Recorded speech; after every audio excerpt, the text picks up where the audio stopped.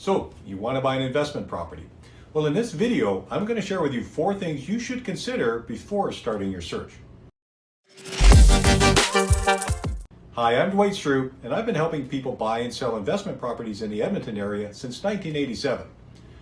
Well, before you jump in and buy an investment property, there are a few things you should consider.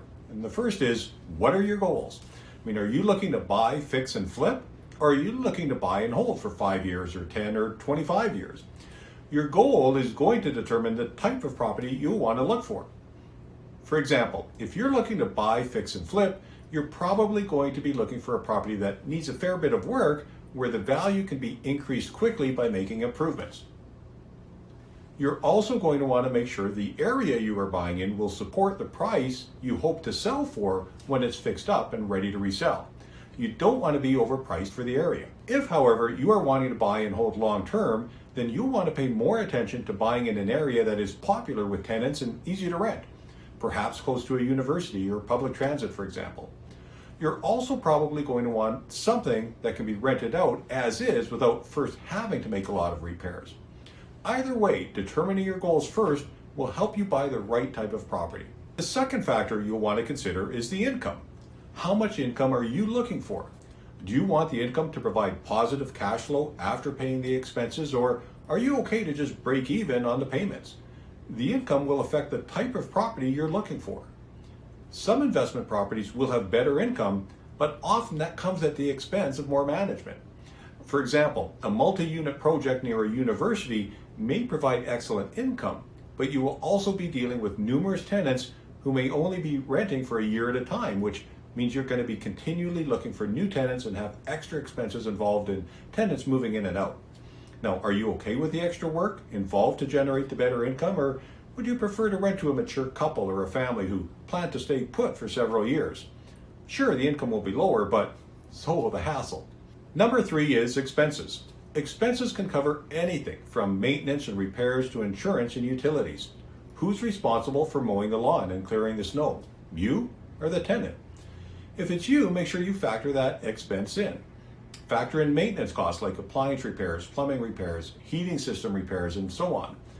How much is difficult to predict, as it can really depend on the age of the home and the mechanical systems. The older the home, the more you can generally expect to pay to maintain it. Also, who pays for the utilities? That will depend again on the type of property and how the property is metered, but make sure you and the tenant are clear on who pays what. One expense many landlords don't account for is vacancy expense. It's unlikely that when you have a tenant move out, that you will have a new one move in the next day. The property could sit empty for a while, and you'll want to make sure that doesn't cause a strain on your finances. And of course, please make sure you have adequate insurance. Let your broker know exactly what you are doing with the property so that they can make sure you have proper coverage for fire, water, and liability. Well, number 4 is management. There are a lot of pros to owning real estate to build long-term wealth, but it is not a hands-off investment. Those who ignore their properties do so at their own peril. Don't assume your tenants are going to take care of it the way you would. Schedule regular inspections to see what maintenance needs to happen and to make certain your tenants are not damaging your property. If you're not handy, find a good handyman to help with minor repairs as they are needed. If you're managing the property yourself, get familiar with the Landlord and Tenant Act so you know what your rights are and as well what your tenant's rights are. Be sure to complete a move-in inspection so there is a record of the condition of the property when the tenant moved in. Now, of course, you can hire a professional to manage the property for you, but it does come at a cost. So again, you'll have to go back to what your overall goals are and your income expectations. Consider these factors when you buy your investment property to make sure you don't face any unexpected surprises. If you have any questions about anything I've discussed, please give me a call at 780-462-5002 or send me an email at dwight@dwightstreu.com. If you have a topic in mind you'd like me to cover in a future video, don't hesitate to reach out to me. Just give me a call or send me an email. If you like this video, please comment, share, and be sure to subscribe.